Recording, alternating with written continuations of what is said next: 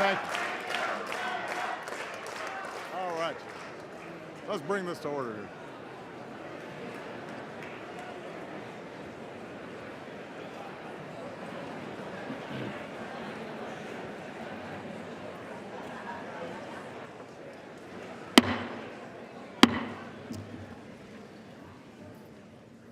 Members of Congress, I have the high privilege and the distinct honor of presenting to you the President of the United States.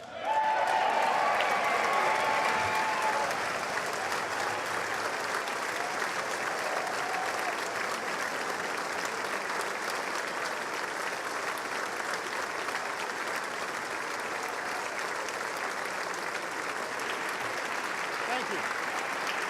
Thank you very much. Everybody, please have a seat. Thank you. Mr. Speaker, Mr. Vice President, members of Congress, my fellow Americans. Tonight marks the 8th year that I've come here to report on the State of the Union. And for this final one, I'm going to try to make it a little shorter.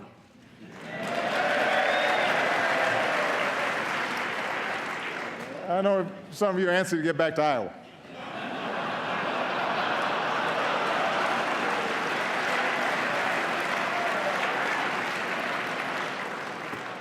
I've been there. I'll be shaking hands afterwards if you want some tips.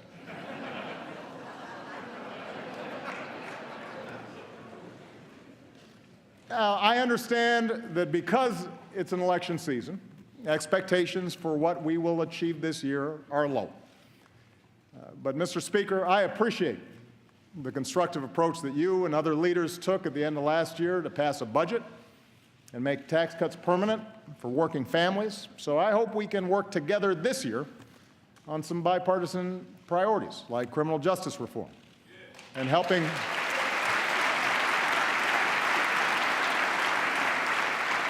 people who are battling prescription drug abuse and heroin abuse.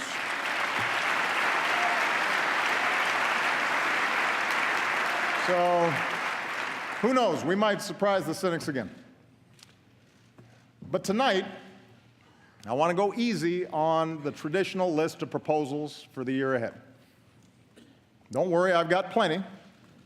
From helping students learn to write computer code to personalizing medical treatments for patients. And I will keep pushing for progress on the work that I believe still needs to be done. Fixing a broken immigration system. Protecting our kids from gun violence. Equal pay for equal work. Paid leave. Raising the minimum wage. All these things still matter to hardworking families. They're still the right thing to do. And I won't let up until they get done. But for my final address to this chamber, I don't want to just talk about next year. I want to focus on the next 5 years, the next 10 years, and beyond. I want to focus on our future. We live in a time of extraordinary change. Change that's reshaping the way we live, the way we work, our planet, our place in the world. It's change that promises amazing medical breakthroughs, but also economic disruptions that strain working families. It promises education for girls in the most remote villages, but also connects terrorists plotting an ocean away. It's change that can broaden opportunity or widen inequality. And whether we like it or not, the pace of this change will only accelerate. America's been through big changes before. Wars and depression, the influx of new immigrants, workers fighting for a fair deal, movements to expand civil rights. Each time, there have been those who told us to fear the future, who claimed we could slam the brakes on change who promised to restore past glory if we just got some group or idea that was threatening America under control.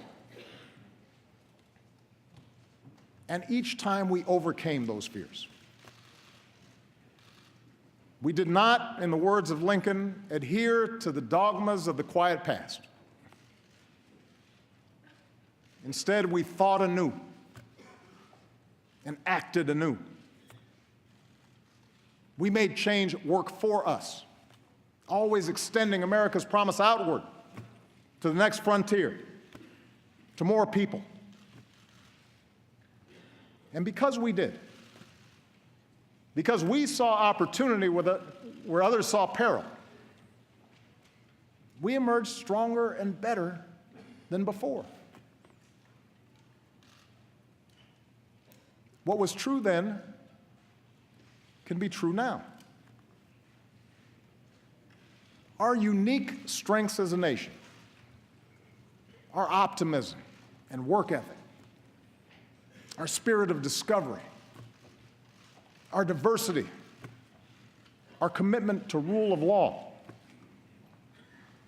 These things give us everything we need to ensure prosperity and security for generations to come. In fact, it's in that spirit that we have made progress these past 7 years. That's how we recovered from the worst economic crisis in generations.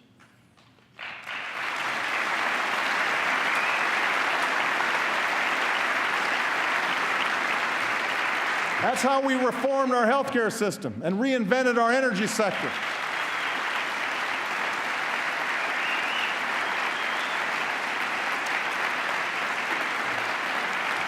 That's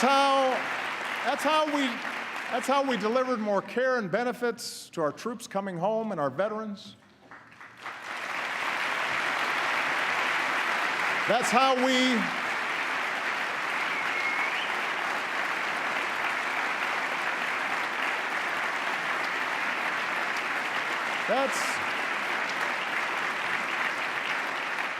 That's how we secured the freedom in every state to marry the person we love.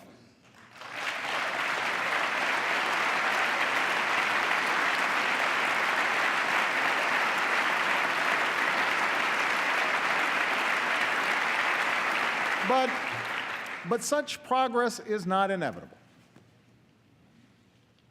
It's the result of choices we make together. And we face such choices right now. Will we respond to the changes of our time with fear, turning inward as a nation, turning against each other as a people? Or will we face the future with confidence in who we are, in what we stand for, and the incredible things that we can do together? So let's talk about the future. And 4 big questions that I believe we as a country have to answer, regardless of who the next president is or who controls the next Congress. First, how do we give everyone a fair shot at opportunity and security in this new economy?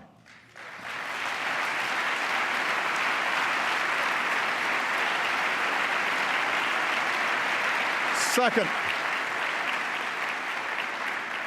how do we make technology work for us and not against us, especially when it comes to solving urgent challenges like climate change?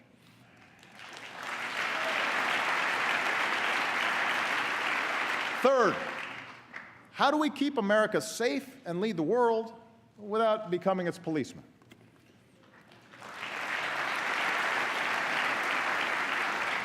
And finally, how can we make our politics reflect what's best in us and not what's worse?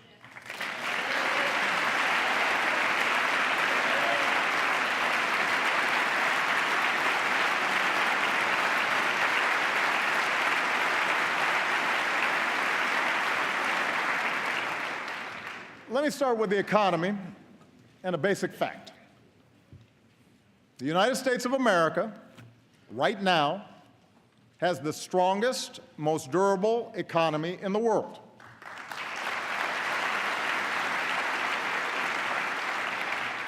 We're in the middle of the longest streak of private sector job creation in history.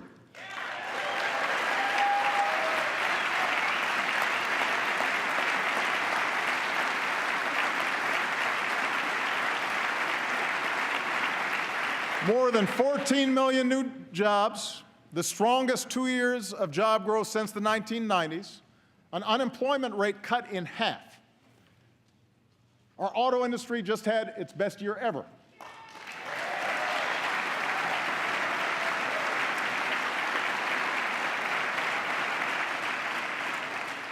That's just part of a manufacturing surge that's created nearly 900,000 new jobs in the past 6 years. And we've done all this while cutting our deficits by almost 3/4.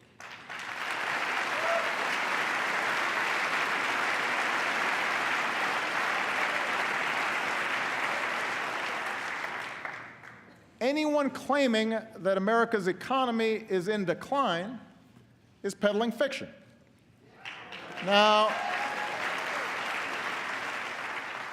what is true, and the reason that a lot of Americans feel anxious, is that the economy has been changing in profound ways. Changes that started long before the Great Recession hit, changes that have not let up. Today, technology doesn't just replace jobs on the assembly line, but any job where work can be automated. Companies in a global economy can locate anywhere, and they face tougher competition. As a result, workers have less leverage for a raise.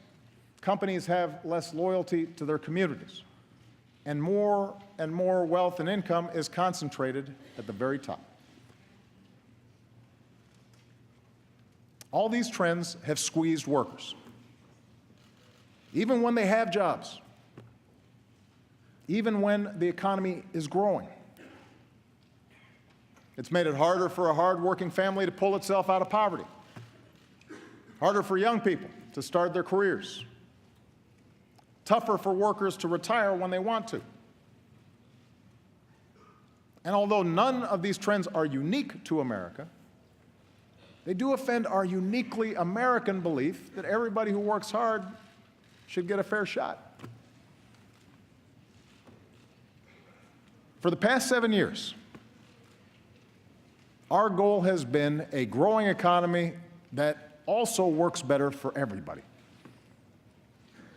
We've made progress, but we need to make more.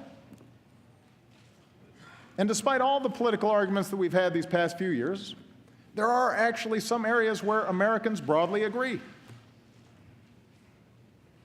We agree that real opportunity requires every American to get the education and training they need to land a good-paying job. The bipartisan reform of No Child Left Behind was an important start. And together we've increased early childhood education, lifted high school graduation rates to new highs, boosted graduates in fields like engineering. In the coming years, we should build on that progress by providing pre-K for all and offering every student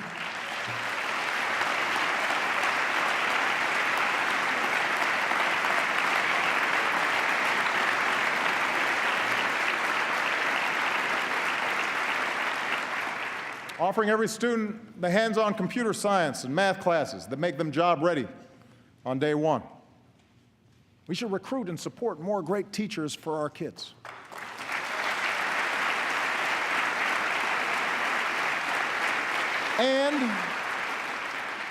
And we have to make college affordable for every American.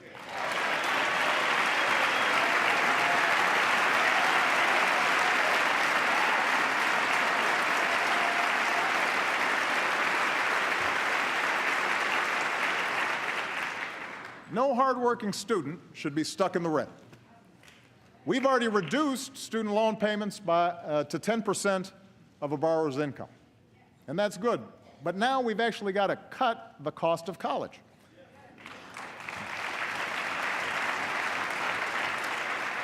Providing 2 years of community college at no cost for every responsible student is one of the best ways to do that. And I'm going to keep fighting to get that started this year.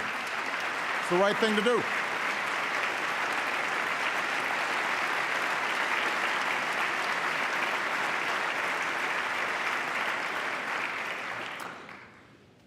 But a great education isn't all we need in this new economy.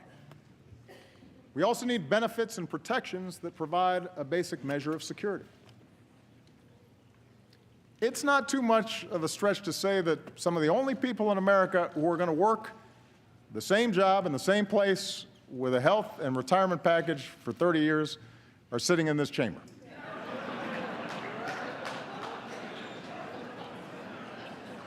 For everyone else, especially folks in their 40s and 50s, saving for retirement or bouncing back from job loss has gotten a lot tougher. Americans understand that at some point in their careers, in this new economy, they may have to retool, they may have to retrain, but they shouldn't lose what they've already worked so hard to build in the process. That's why Social Security and Medicare are more important than ever. We shouldn't weaken them, we should strengthen them.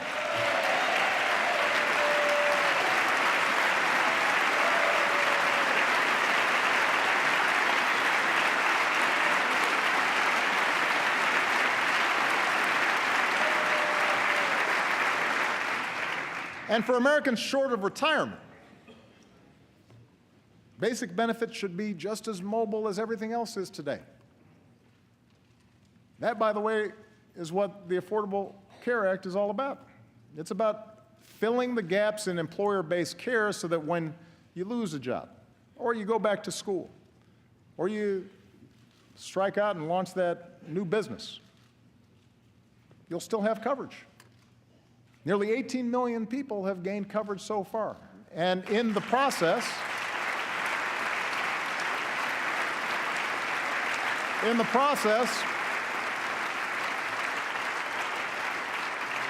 healthcare inflation has slowed, and our businesses have created jobs every single month since it became law.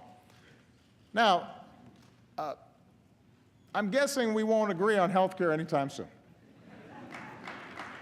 But, oh, applause back there. Just a guess. But there should be other ways parties can work together to improve economic security. Say a hardworking American loses his job. We shouldn't just make sure that he can get unemployment insurance. We should make sure that program encourages him to retrain for a business that's ready to hire him.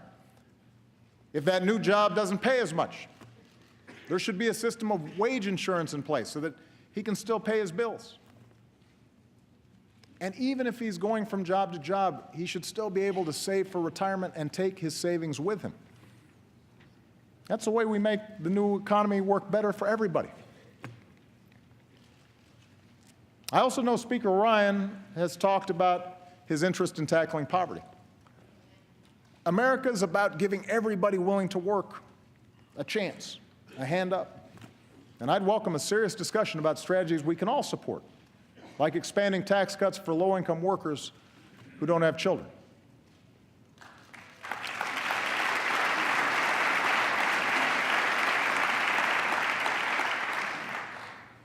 But there are some areas where we just have to be honest. It has been difficult to find agreement over the last 7 years. And a lot of them fall under the category of what role the government should play in making sure the system's not rigged in favor of the wealthiest and biggest corporations.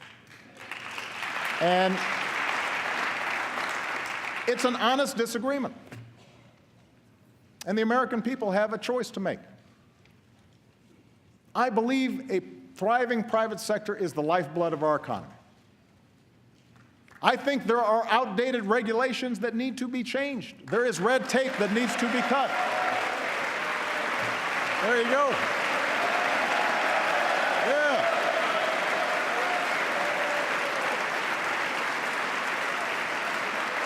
See?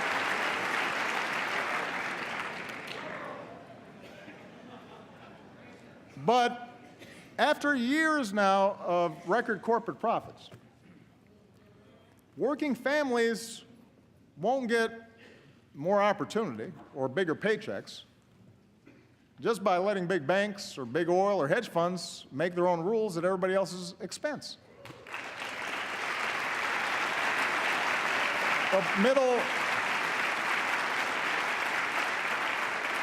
Middle-class families are not going to feel more secure because we allowed a tax on collective bargaining to go unanswered.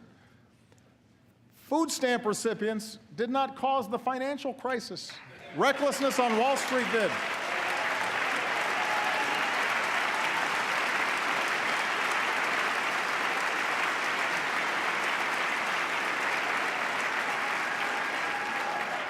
Immigrants aren't the principal reason wages haven't gone up. Those decisions are made in the boardrooms that all too often put quarterly earnings over long-term returns. It's sure not the average family watching tonight that avoids paying taxes through offshore accounts.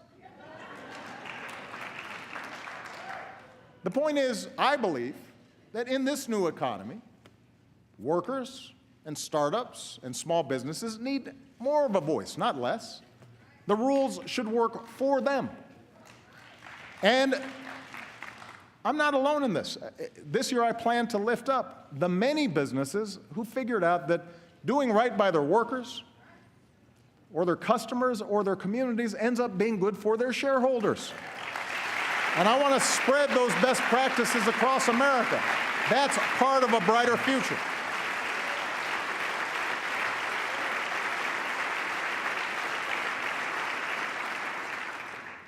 In fact, it turns out many of our best corporate citizens are also our most creative. And this brings me to the second big question we as a country have to answer. How do we reignite that spirit of innovation to meet our biggest challenges? 60 years ago, when the Russians beat us into space, we didn't deny Sputnik was up there. We didn't argue about the science or shrink our research and development budget. We built a space program almost overnight, and 12 years later, we were walking on the moon.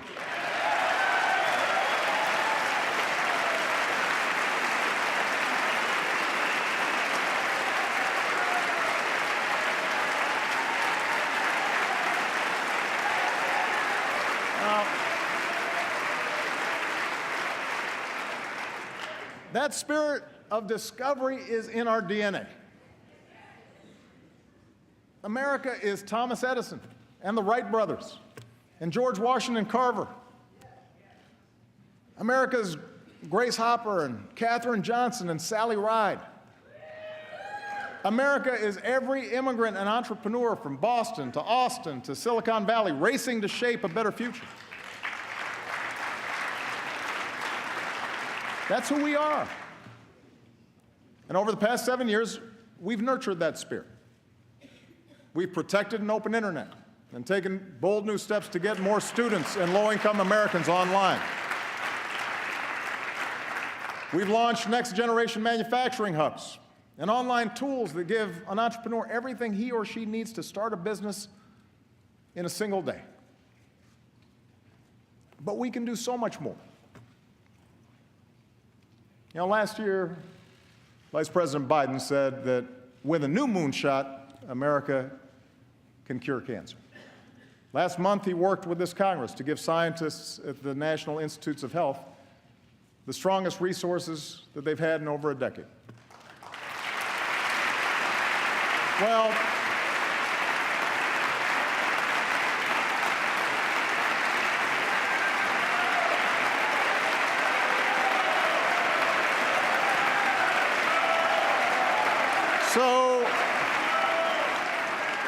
So tonight I'm announcing a new national effort to get it done. And because he's gone to the mat for all of us on so many issues over the past 40 years, I'm putting Joe in charge of mission control. For the loved ones we've all lost, for the families that we can still save, let's make America the country that cures cancer once and for all. What do you say, Joe? Let's make it happen.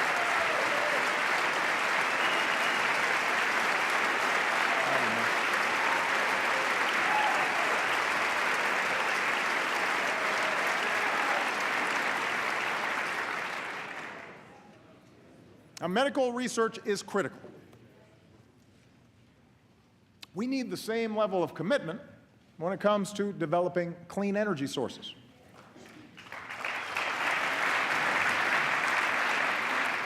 Look, if anybody still wants to dispute the science around climate change, have at it. You will be pretty lonely because you'll be debating our military, most of America's business leaders, the majority of the American people, almost the entire scientific community, and 200 nations around the world who agree it's a problem and intend to solve it. But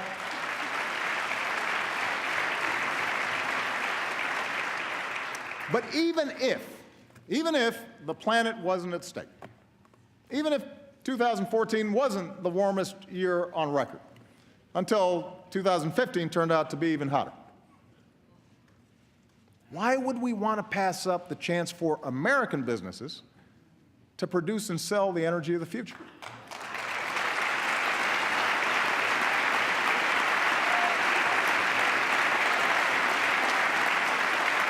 Listen, 7 years ago, we made the single biggest investment in clean energy in our history. Here are the results. In fields from Iowa to Texas, wind power is now cheaper than dirtier conventional power. On rooftops from Arizona to New York, solar is saving Americans tens of millions of dollars a year on their energy bills and employs more Americans than coal in jobs that pay better than average. We're taking steps to give homeowners the freedom to generate and store their own energy, something, by the way, that environmentalists and Tea Partiers have teamed up to support. And meanwhile, we've cut our imports of foreign oil by nearly 60% and cut carbon pollution more than any other country on earth.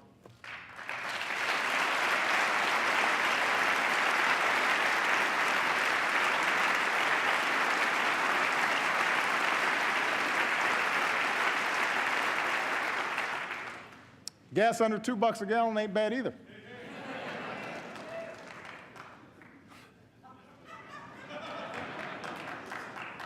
Now we've got to accelerate the transition away from old, dirtier energy sources.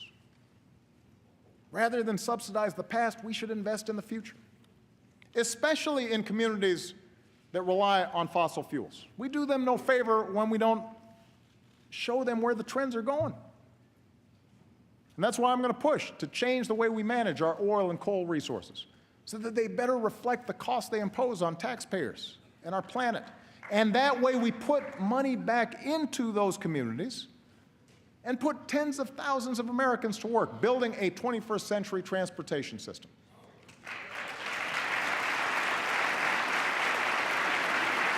Now,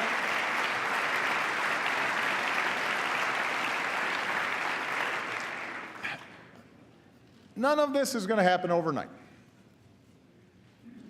And yes, there are plenty of entrenched interests who want to protect the status quo. But the jobs we'll create, the money we'll save, the planet we'll preserve, that is the kind of future our kids and our grandkids deserve. And it's within our grasp. Now, climate change is just one of many issues where our security is linked to the rest of the world.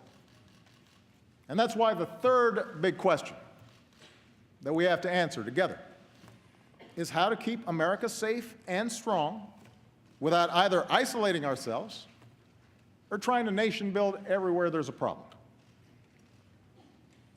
I told you earlier, all the talk of America's economic decline is political hot air. Well, so is all the rhetoric you hear about our enemies getting stronger and America getting weaker. Let me tell you something. The United States of America is the most powerful nation on earth, period. Period. It's not even close. It's not even close.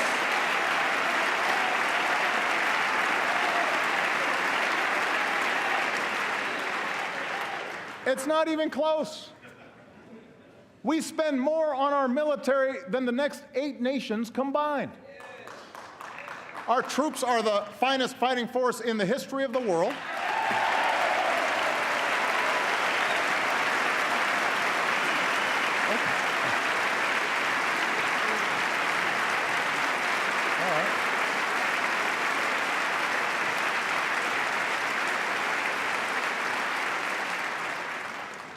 No nation attacks us directly or our allies because they know that's the path to ruin. Surveys show our standing around the world is higher than when I was elected to this office, and when it comes to every important international issue. People of the world do not look to Beijing or Moscow to lead, they call us.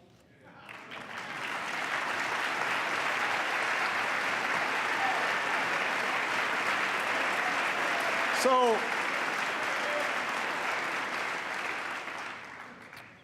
I think it's useful to level set here. Because when we don't make good decisions. Now, as someone who begins every day with an intelligence briefing, I know this is a dangerous time. But that's not primarily because of some looming superpower out there, and it's certainly not because of diminished American strength. In today's world, we're threatened less by evil empires and more by failing states. The Middle East is going through a transformation that will play out for a generation, rooted in conflicts that date back millennia. Economic headwinds are blowing in from a Chinese economy that is in significant transition. Even as their economy severely contracts, Russia is pouring resources in to prop up Ukraine and Syria, client states that they saw slipping away from their orbit. And the international system we built after World War II is now struggling to keep pace with this new reality. It's up to us, the United States of America, to help remake that system. And to do that well, it means that we've got to set priorities. Priority number one is protecting the American people and going after terrorist networks.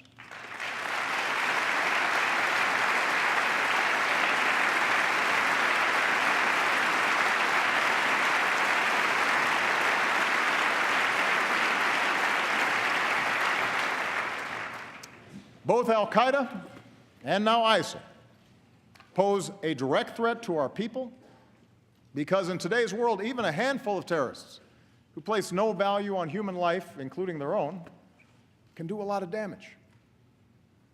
They use the internet to poison the minds of individuals inside our country. Their actions undermine and destabilize our allies. We have to take them out.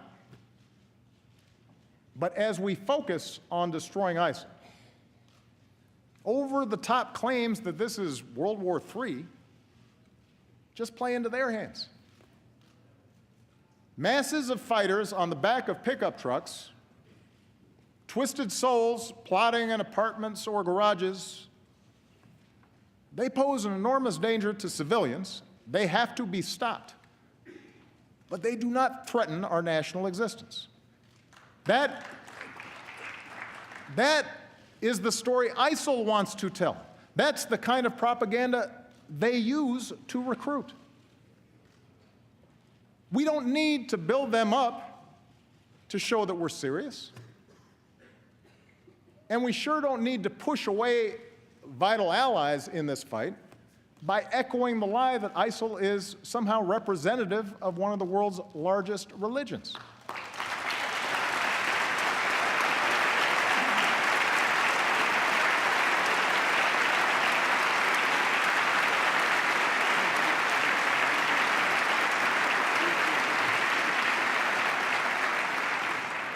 We just need to call them what they are, killers and fanatics who have to be rooted out, hunted down, and destroyed.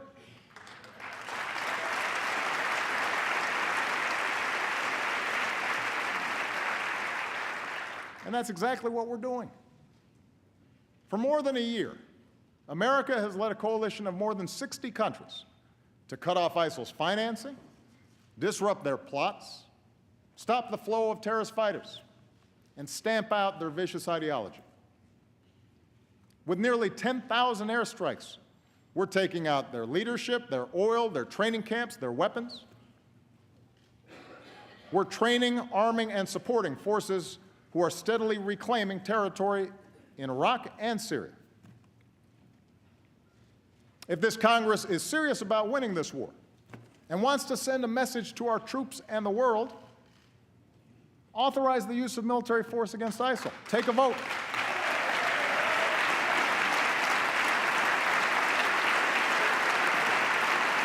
Take a vote.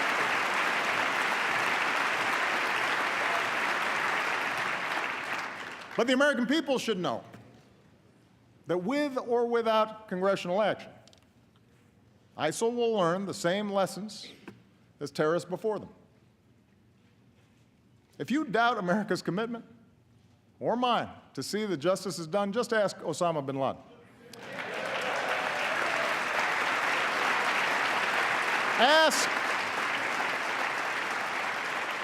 Ask the leader of al-Qaeda in Yemen, who was taken out last year, or the perpetrator of the Benghazi attacks, who sits in a prison cell.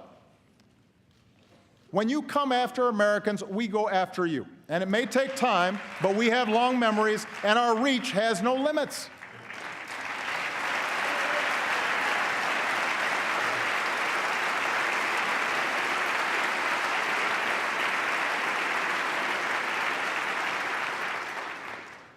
Our foreign policy has to be focused on the threat from ISIL and al-Qaeda. But it can't stop there. For even without ISIL, even without al-Qaeda, instability will continue for decades in many parts of the world. In the Middle East, in Afghanistan and parts of Pakistan, in parts of Central America and Africa and Asia. Some of these places may become safe havens for new terrorist networks. Others will just fall victim to ethnic conflict or famine, feeding the next wave of refugees. The world will look to us to help solve these problems. And our answer needs to be more than tough talk or calls to carpet bomb civilians. That may work as a TV soundbite, but it doesn't pass muster on the world stage. We also can't try to take over and rebuild every country that falls into crisis, even if it's done with the best of intentions. That's not leadership. That's a recipe for quagmire, spilling American blood and treasure that ultimately will weaken us. It's the lesson of Vietnam. It's the lesson of Iraq, and we should have learned it by now. Now,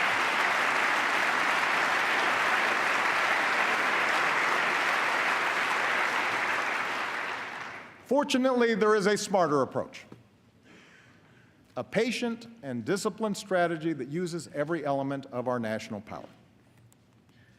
It says America will always act, alone if necessary, to protect our people and our allies.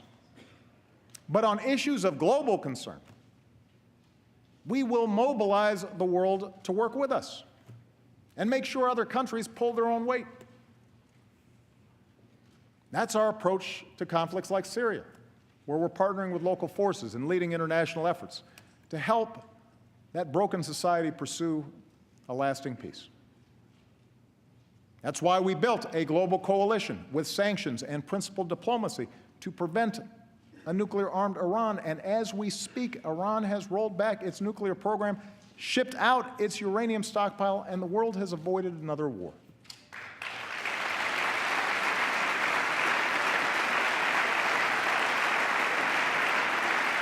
That's how we stopped the spread of Ebola in West Africa.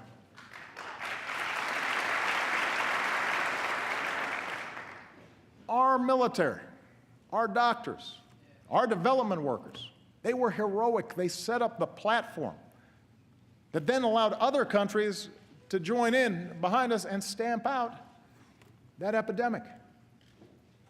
Hundreds of thousands, maybe a couple million lives were saved. That's how we forged a Trans-Pacific Partnership to open markets and protect workers and the environment and advance American leadership in Asia.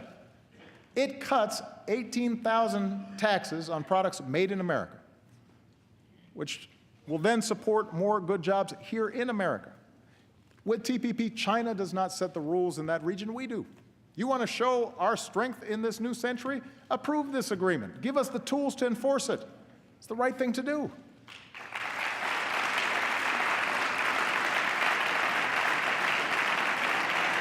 Let me give you another example. 50 years of isolating Cuba had failed to promote democracy. It set us back in Latin America. That's why we restored diplomatic relations, opened the door to travel and commerce, positioned ourselves to improve the lives of the Cuban people.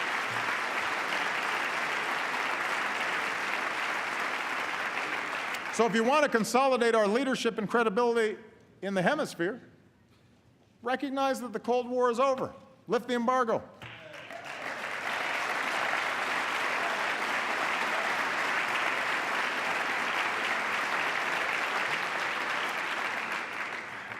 The point is, American leadership in the 21st century is not a choice between ignoring the rest of the world, except when we kill terrorists, or occupying and rebuilding whatever society is unraveling.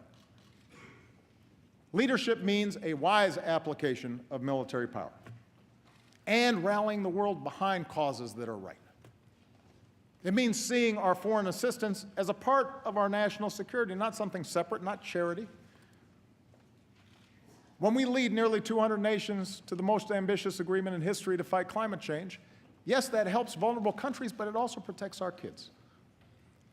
When we help Ukraine defend its democracy, or Colombia resolve a decades-long war, that strengthens the international order we depend on. When we help African countries feed their people and care for the sick, it's the right thing to do, and it prevents the next pandemic from reaching our shores.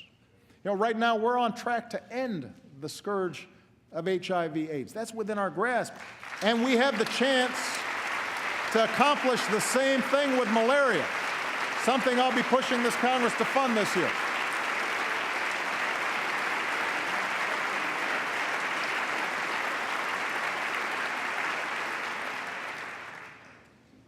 That's American strength. That's American leadership. And that kind of leadership depends on the power of our example. That's why I will keep working to shut down the prison at Guantanamo. It is expensive, it is unnecessary, and it only serves as a recruitment brochure for our enemies. There's a better way. And that's why we need to reject any politics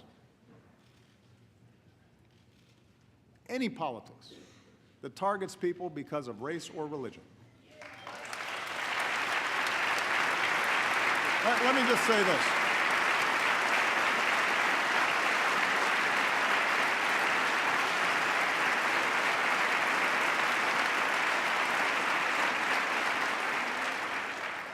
This is not a matter of political correctness. This is a matter of understanding just what it is that makes us strong. The world respects us not just for our arsenal. It respects us for our diversity and our openness and the way we respect every faith. His Holiness Pope Francis told this body from the very spot that I'm standing on tonight that to imitate the hatred and violence of tyrants and murderers is the best way to take their place. When politicians insult Muslims, whether abroad or our fellow citizens, when a mosque is vandalized or a kid is called names, that doesn't make us safer. That's not telling it what telling it like it is, it's just wrong. It diminishes us in the eyes of the world. It makes it harder to achieve our goals. It betrays who we are as a country.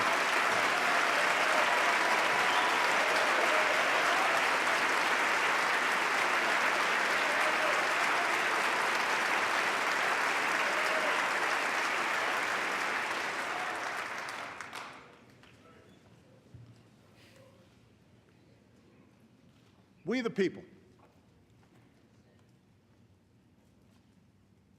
Our Constitution begins with those three simple words. Words we've come to recognize mean all the people, not just some. Words that insist we rise and fall together. That's how we might perfect our union. And that brings me to the fourth and maybe most important thing that I want to say tonight. The future we want, all of us want, opportunity and security for our families, a rising standard of living, a sustainable, peaceful planet for our kids. All that is within our reach. But it will only happen if we work together. It will only happen if we can have rational, constructive debates.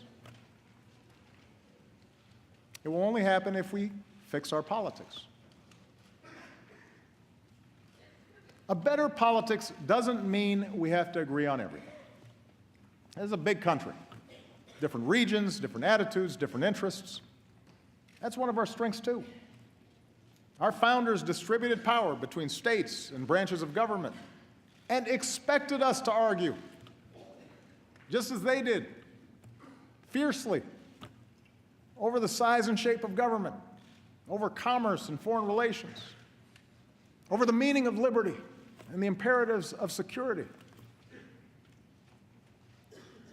But democracy does require basic bonds of trust between its citizens. It doesn't work if we think the people who disagree with us are all motivated by malice. It doesn't work if we think that our political opponents are unpatriotic or are trying to weaken America. Democracy grinds to a halt without a willingness to compromise, or when even basic facts are contested, or when we listen only to those who agree with us. Our public life withers when only the most extreme voices get all the attention. And most of all, democracy breaks down when the average person feels their voice doesn't matter, that the system is rigged in favor of the rich or the powerful or some special interest. Too many Americans feel that way right now. It's one of the few regrets of my presidency that the rancor and suspicion between the parties has gotten worse instead of better. I have no doubt a president with the gifts of Lincoln or Roosevelt might have better bridged the divide. And I guarantee I'll keep trying to be better so long as I hold this office. But my fellow Americans, this cannot be my task or any president's alone. There are a whole lot of folks in this chamber, good people, who would like to see more cooperation, would like to see a more elevated debate in Washington, but feel trapped by the imperatives of getting elected, by the noise coming out of your base. I know, you've told me. It's the worst kept secret in Washington. And a lot of you aren't enjoying being trapped in that kind of rancor. But that means if we want a better politics, and I'm addressing the American people now, if we want a better politics, it's not enough just to change a congressman or change a senator or even change a president. We have to change the system to reflect our better selves. I think we've got to end the practice of drawing our congressional districts so that politicians can pick their voters and not the other way around. Let a bipartisan group do it.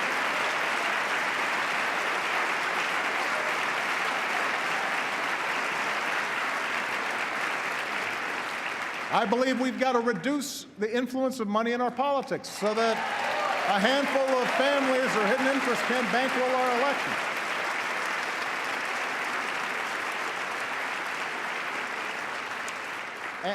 And if our existing approach to campaign finance reform can't pass muster in the courts, we need to work together to find a real solution, because it's a problem. And most of you don't like raising money. I know. I've done it. We've got to make it easier to vote, not harder. We need to modernize it for the way we live now.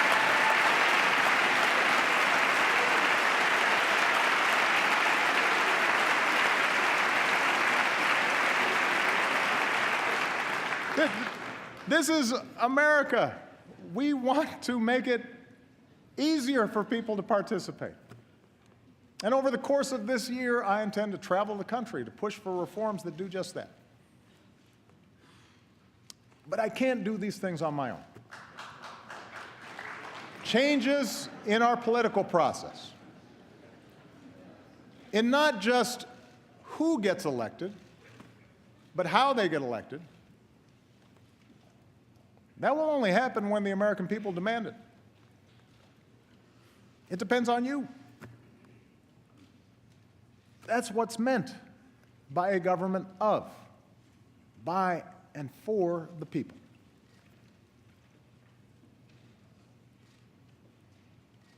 What I'm suggesting is hard. It's a lot easier to be cynical, to accept that change is not possible. And politics is hopeless. And the problem is, all the folks who are elected don't care. And to believe that our voices and our actions don't matter. But if we give up now, then we forsake a better future. Those with money and power will gain greater control over the decisions that could send a young soldier to war, or allow another economic disaster, or roll back the equal rights and voting rights that generations of Americans have fought, even died to secure. And then, as frustration grows, there will be voices urging us to fall back into our respective tribes, to scapegoat fellow citizens who don't look like us, or pray like us, or vote like we do, or share the same background. We can't afford to go down that path. It won't deliver the economy we want. It will not produce the security we want. But most of all, it contradicts everything that makes us the envy of the world. So, my fellow Americans, whatever you may believe, whether you prefer one party or no party, whether you supported my agenda or fought as hard as you could against it, our collective futures depends on your willingness to uphold your duties as a citizen, to vote, to speak out, to stand up for others, especially the weak, especially the vulnerable, knowing that each of us is only here because somebody, somewhere, stood up for us.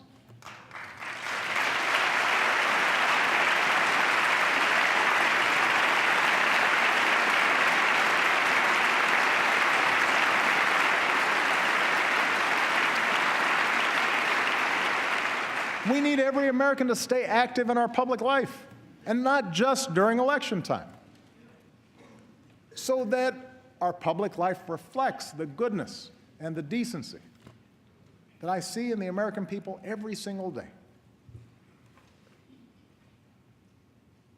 It is not easy. Our brand of democracy is hard. But I can promise that a little over a year from now, when I no longer hold this office, I will be right there with you as a citizen, inspired by those voices of fairness and vision, of grit and good humor and kindness that have helped America travel so far. Voices that help us see ourselves not first and foremost as black or white or Asian or Latino, not as gay or straight, immigrant or native born, not Democrat or Republican, but as Americans first, bound by a common creed. Voices Dr. King believed would have the final word. Voices of unarmed truth and unconditional love.